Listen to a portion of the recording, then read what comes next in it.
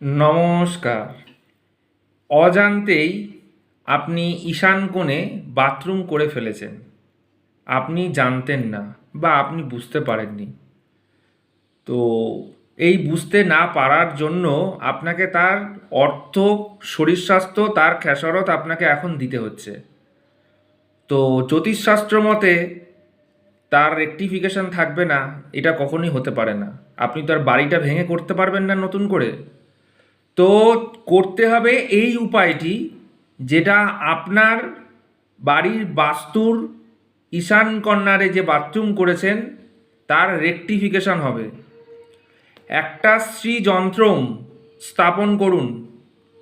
আপনার নেগেটিভ, আপনার বাড়ির যত নেগেটিভ এনার্জি আছে সেই নেগেটিভ এনার্জি কিন্তু রেকটিফাই হবে।